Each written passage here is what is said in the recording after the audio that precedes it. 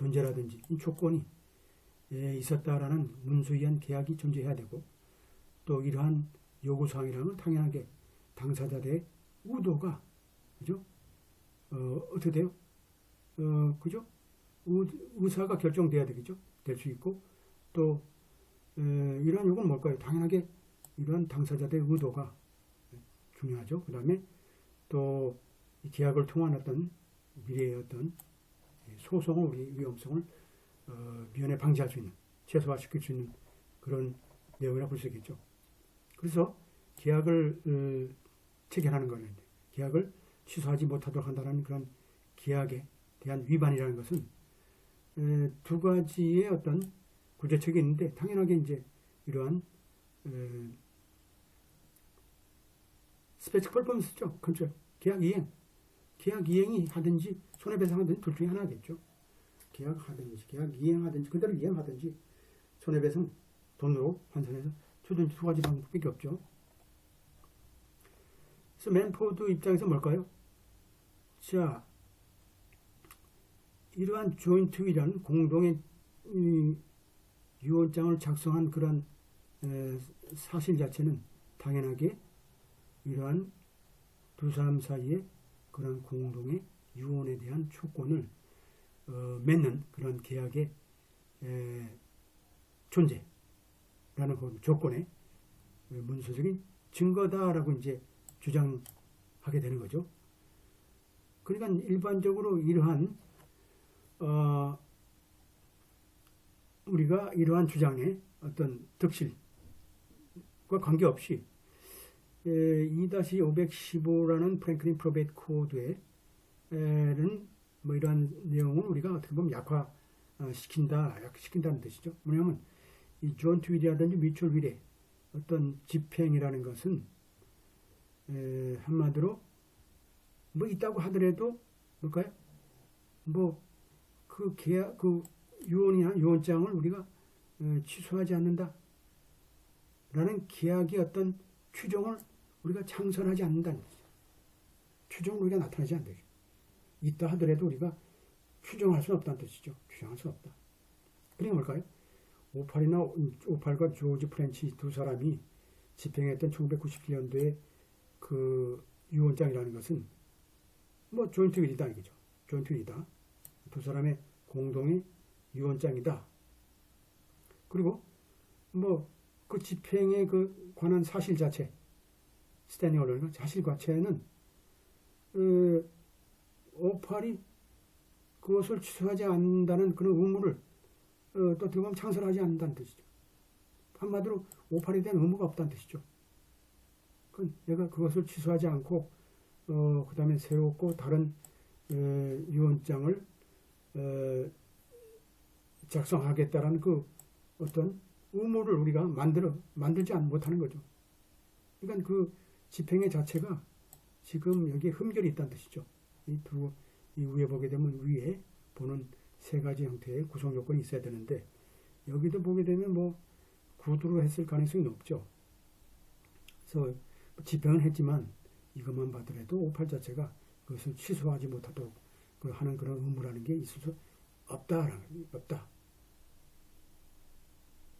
그리고 한편은 이제 맨포드 입장에서 뭘까요?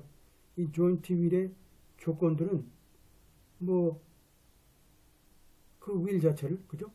그 유언장을 취소하지 않는다는 계약의 존재를 내포하고 있다라고 이제 주장하고 있고, 1996년도에 가족의 그 회의라는 것은 뭐 이건 외적인 하나의 계약의 증거를 증명하는 증거다라고 이제 이렇게 얘기하겠죠. 하지만 맨포드의 주장 자체는 두 가지 이유를 의해서 우리가 이의 없다라는 거죠. 첫 번째 이유, 두 번째 이유로 인해서 한마디일까요? 자, 이 공동의 유언장에 대한 계약에 대한 명시적인 언급 자체가 존재하지 않고 있고, 두 번째 맨포드의 어떤 자술서에 나타나 있는 그런 가족 회의라는 것은 조지와 오팔 자체 두 사람이 아버지와 엄마죠. 엄마 자체가 어떤 당시의 미래에 내가 유언장을 쓸 계획이었다라는 사실만을 그냥 단순히 전달했던 그런 사실이고, 그들이 뭘까요? 유언장을 집행했다든지 또 그렇게 계약을 할 것이다 라고 했다는 게 아니고, 그죠? 그냥 어느 미래의 한 부분에 대해서 내가 우리 이제 미래에 그러니까 유언장을 작성할 계획이었다라는 부분만 우리가 나타나는 그런 우리가 외적인 증거뿐이 아니기 때문에 실제로 이분들이 확실하게 방점을 찍은 게 하나도 없죠. 그들은 그냥 딸한테 그냥 넌지시 얘기한 것 외에는 없다는 뜻이죠. 따라서 뭘까요? 1997년도에 유언장 자체는 오팔에게는 뭘까요? 뭐 계약적인 어떤 의무라는 게 부과되어 있지 않았죠. 한마디로 뭘까요? 새로운 유언장을 집행하지 말라는 거라든지 97년도에 유언장의 조건들을 취소한다든지 이런 것을 우리가 할 계약적인 어떤 의무도 존재하지 않았다는 뜻이죠. 조지아 오팔 자체는 당연하게 그렇게 오팔로 하여금 그렇게 못하도록 하는 계약을 체결할 수도 있었다는 거죠. 할 수 있었다. 위에 있는 세 가지 우리가 구성 요건만 잘 갖췄으면 당연하게 할 수 있는 거죠. 없었다. 기록에 의하면 뭘까요? 그러한 계약이 문서로 쓰여졌다는 증거가 어디에도 보이지 않는다. 그럼 라이팅이 안 됐다는 뭘까요? 근본적으로 이 윌 자체는 당연하게 무효다는 거죠. 무효니까 당연히 어떻게 돼요? 당연하게 구두의한 거니까 당연하게 우리가 맨포드가 손을 들 수밖에 없죠. 재산이 그만한 재산들이 어떻게 해요? 오팔의 그 전처 소생의 전 그 남편 그죠? 그 두 자녀한테 하는 그런 불행한 사태가 됐죠. 그래서 우리가 원심법원의 판결을 그대로 인용했던 고등법원의 판결이 나왔습니다. 여러분들 오늘 유언에 대한 그죠? 유언과 상속에 대한 문제를 다뤘는데 늘상 얘기하지만 가족 간의 싸움이 항상 우리가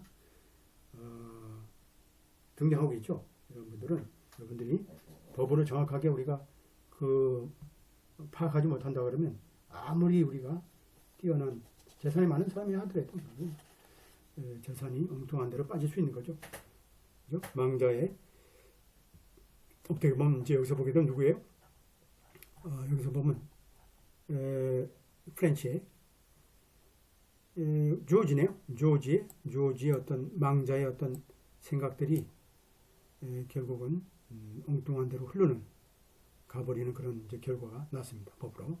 여러분들 자 뭐 이 상속과 특히 이런 그 유언에 대한 부분이니까 용어도 잘 파악하시고 또 왜 이렇게 결론적으로 패소를 했는지 그 내용들 정확히 파악하시고 그 다음에 정확하게 우리가 어떤 게 법률적인 이슈였는지 그죠? 결론이 어떻게 됐는지 이런 것도 정확히 파악하시면 여러분들이 한결 좀 가볍게 케이스를 읽을 수 있을 것 같습니다. 그러면 다음 시간에 뵙겠습니다. 감사합니다.